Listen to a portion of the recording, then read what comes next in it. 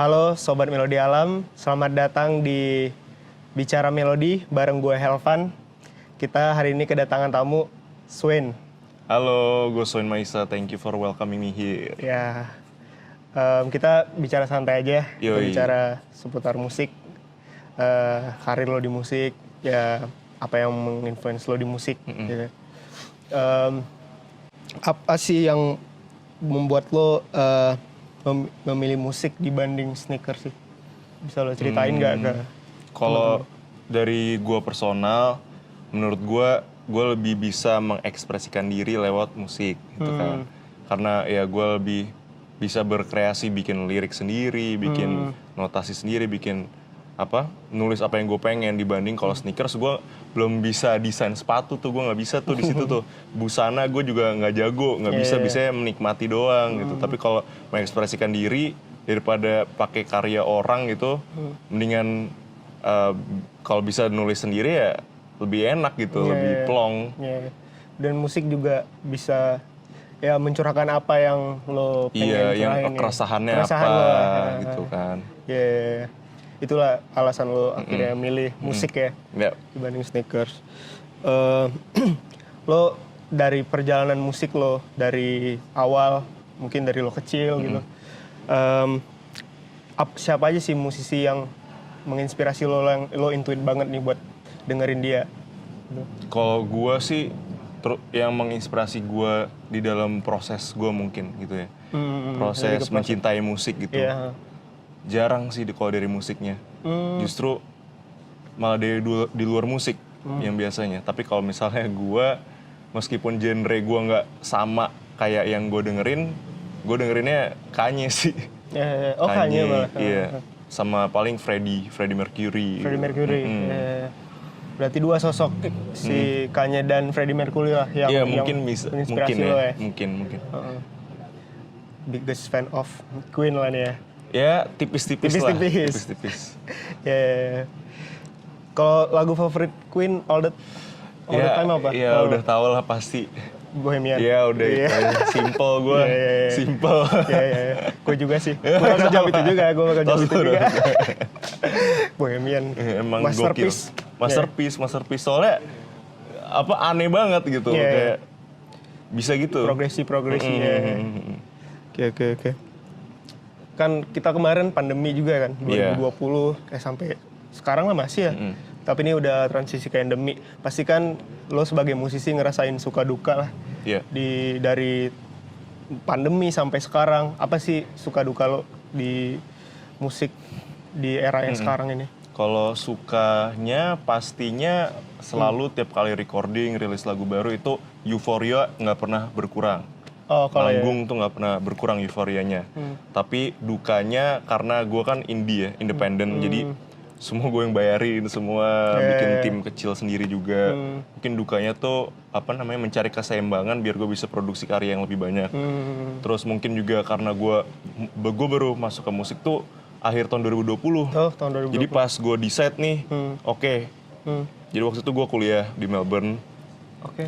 Dapat tawaran kerjaan dan lain-lain semester terakhir, tapi gue pengennya musik, jadi gue terbang ke Jakarta buat musik nih. Pas gue masuk, musik kan paling banyak tuh dari gigs kan, dari performance, karena pandemi nggak ada. Mau promosin lagu gue juga susah, jadi terpaksa harus berpikir kreatif di online gitu kan. Dukanya mungkin karena pandemi sih, tapi karena kita lihat sekarang udah mulai pada bangkit, jadi seru sih. Seru. Berarti kan di era pandemi itu lo udah mulai distribute musik-musik lo kan. Tapi kan kendalanya ya kita semua musisi tahu lah, gue juga main musik kan. Kendalanya adalah gimana cara memperkenalkan karya lo secara offline gitu. Apa hal yang lo lakukan? Kalau gue lebih karena offline-nya belum bisa, jadi gue bener-bener fokus di online. Gitu. Semuanya yang bisa gue kerjain bakal gue kerjain. Kolaborasi di media-media, promosi, minta teman-teman bantuin promosi, semuanya sih serba online. Serba online ya. Berarti lu nge-produce lagu itu ada temen yang terlibat kah atau lu sendiri aja gitu yang Kalau gue menulis lagunya sendiri, lebih ke songwritingnya. songwriting lo sendiri? Tapi pasti produksi gue pasti dibantu sama teman-teman gue. Gitu. Ada sini nih orangnya. Siapa aja nih yang Ada terlibat? Bang Dimas tuh, Oh, produser. dia as a producer, Iya, Bang Dimas. iya. Shout out ya. Shout Bang out, Dimas. shout out.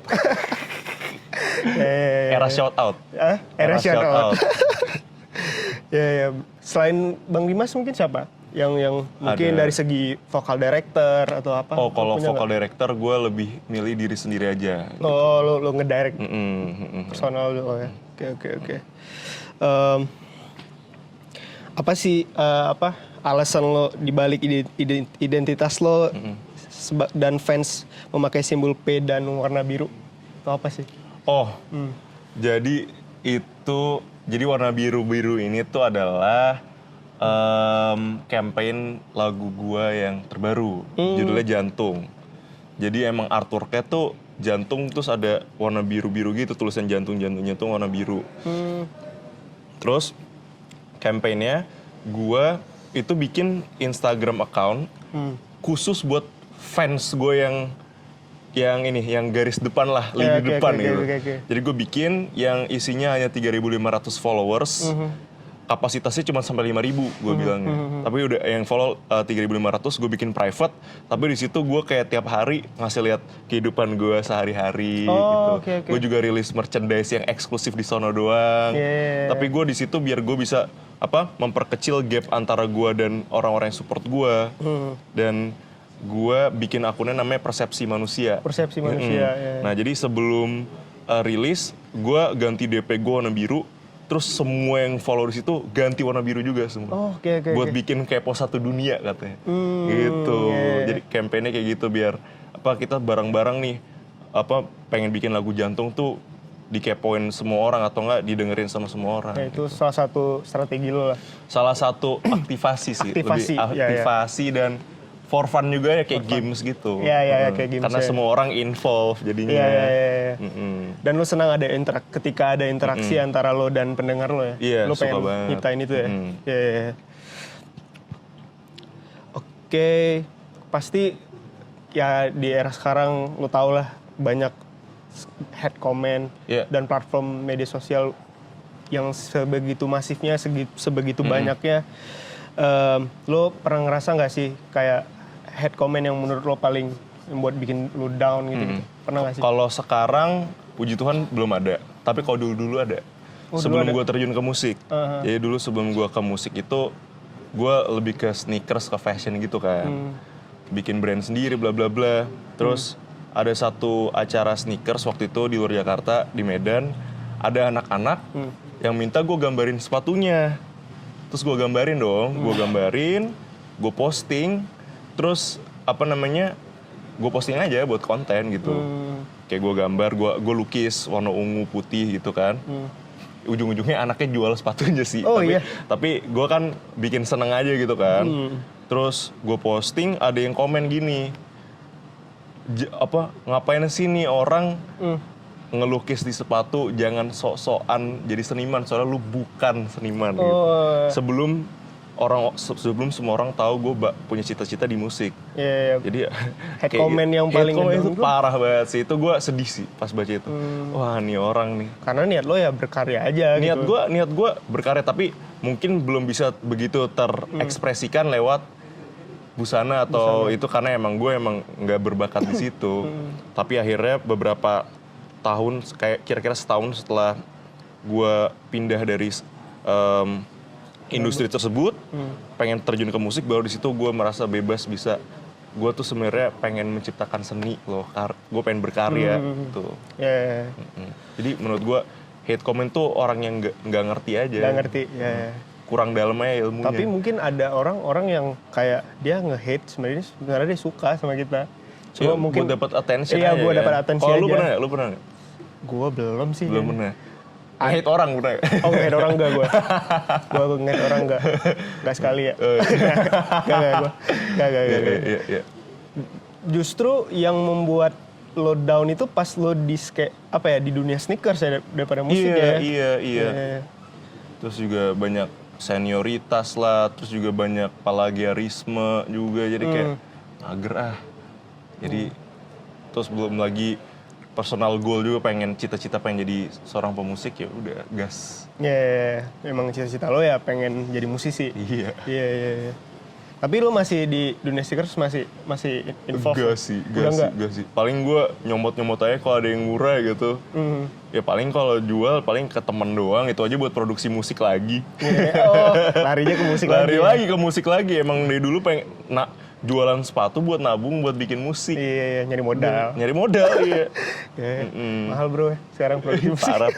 Parah banget. Udah gitu kan gue musik nanti lu dengerin deh lagu-lagu gue. Iya, siap. Ntar lu dengerin lagu-lagu gue. Lu bakal ngerti kenapa harus budget. Harus ada budget. Udah gitu kan gue nggak sign sama label, nggak ada investor, sendiri semua. Jadi sendiri ya. Itu, tapi tetap gas. Gas lah. Gas. Dengan tim-tim yang lo ada itu cukup banget buat lo bisa berkembang ya. Menarik Nggak bisa sendirian. Gue mau nanya, mungkin rada deep lah. Aman. Gue emang harus diajak ngobrol sama orang kalau jam-jam segini nih, biar nggak kabur otaknya kemana gitu. Apa sih hal yang mungkin, harusnya gue nggak ngelakuin ini nih, yang lo sesalin lah di hidup lo gitu. Pernah nggak sih lo? Justru karena gue nggak mau merasakan hal itu, makanya gue ngambil musik. Jadi itu lo tindakan preventif biar gue nggak bakal merasakan hal itu. Oke. Nggak ada hal yang lo sesalin. Yang berlalu ya udah berlalu gitu menurut lo. Nggak ada sih yang gue regret sama sekali. Berarti musik salah satu medium lo untuk curhat tentang kehidupan lo gitu? Salah satunya ya. Mungkin hal yang nggak bisa lo utarakan di kehidupan, maksudnya di kehidupan nyata lo, tapi lo musik jadi medium buat lo ya, untuk mengutarakan isi hati lo ya. Mencari kedamaian, mencari jati diri, belajar, mendewasakan diri lewat musik semua. Lewat musik ya. Ya.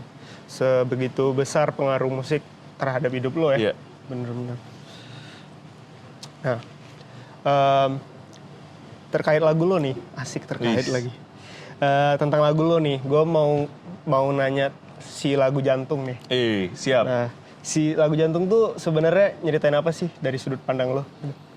Kalau gue, menurut gue lagu Jantung itu sebenarnya lagu Jantung tuh sama kayak banyak lagu gue yang lain. Gue tuh nggak bisa semudah itu menulis lagu. Baru belakangan ini doang. Tapi gue sekarang udah keluar 4 lagu di Spotify dan lain-lain. Cuman Jantung adalah salah satunya, cuman semuanya itu gue tulis hampir semuanya 2019. Jadi 3 tahun yang lalu. 3 tahun lalu. Jadi itu mungkin lebih ke self-reflection, terus mencoba mengeluarkan apa yang ada di otak gue.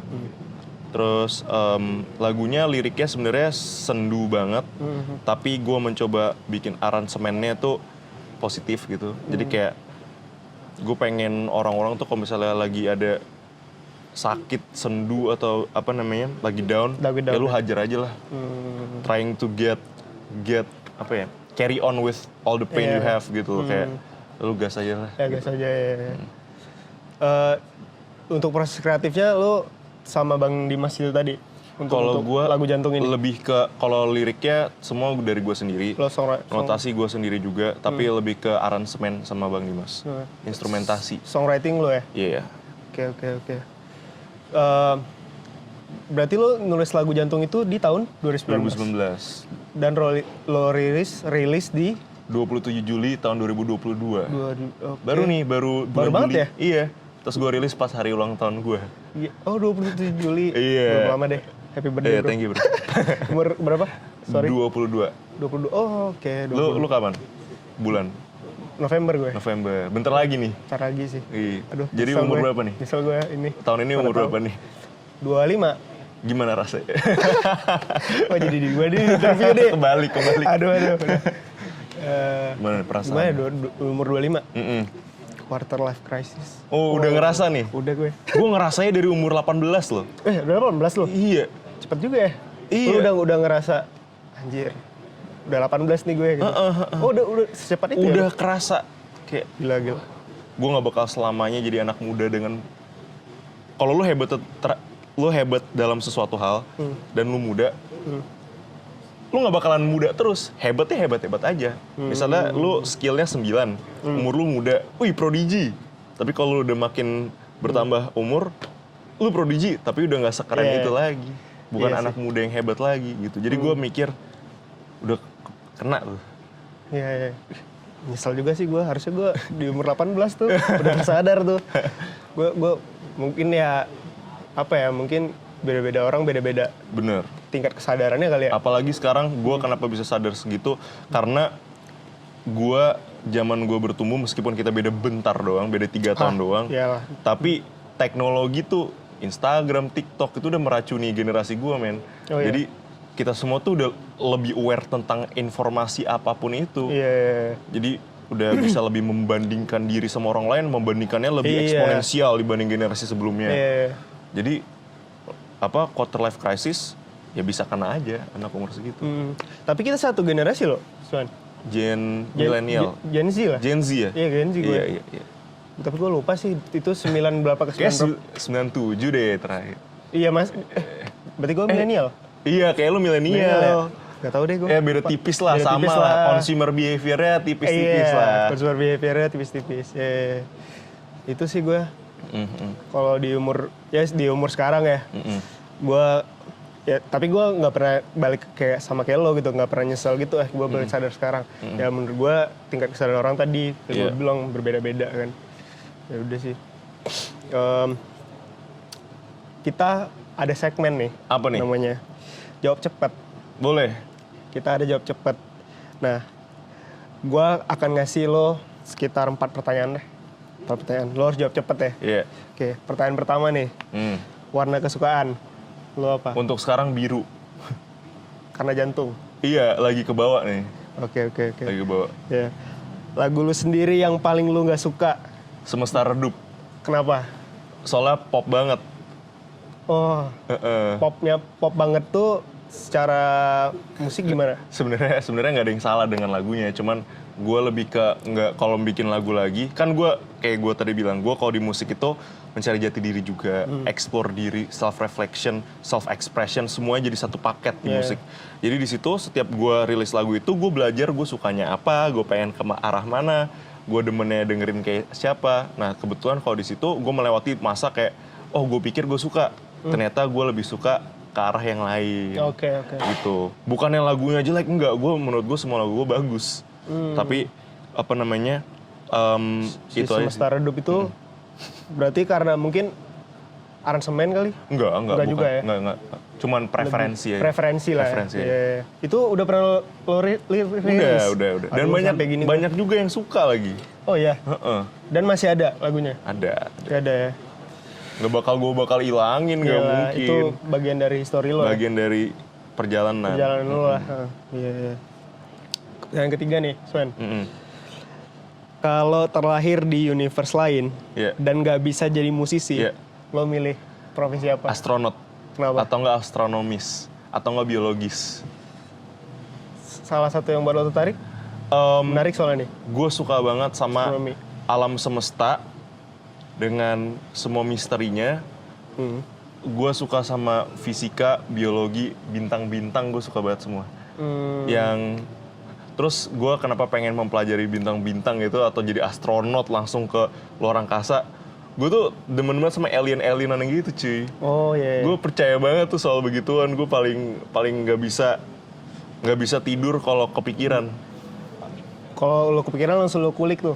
Gue cari di YouTube lah, dokumenter semua, astronot, konspirasi, gue suka banget tuh. Konspirasi, Itu sih gue. Oke. Dan keempat nih. Apa tuh? Satu lagu, lo sebutin satu lagu kesukaan lo sepanjang masa. Siapa? Apa? Aduh. Satu lagu. Berat sih ini sebenarnya. Aduh berat banget pak. Satu lagu. Gue bisa 5. 5. Boleh deh, best of 5. Best of 5 boleh lah. Nomor 1 lagu gue yang jantung. Oke. Nomor kedua mungkin Bohemian Rhapsody. Ketiga lagunya Ahmad Dhani, Aku Bukan Siapa-Siapa. Itu yang Ahmad Band ya? Ahmad Band, yang aransemennya yang swing session tuh gue suka banget tuh. Terus mungkin Tony Bennett, I Left My Heart in San Francisco, enak banget tuh. 5 5. nggak tahu, nggak kepikiran. Jadi kalau nggak ada nggak usah. Best of 4 berarti. Best of 4. Best of 4.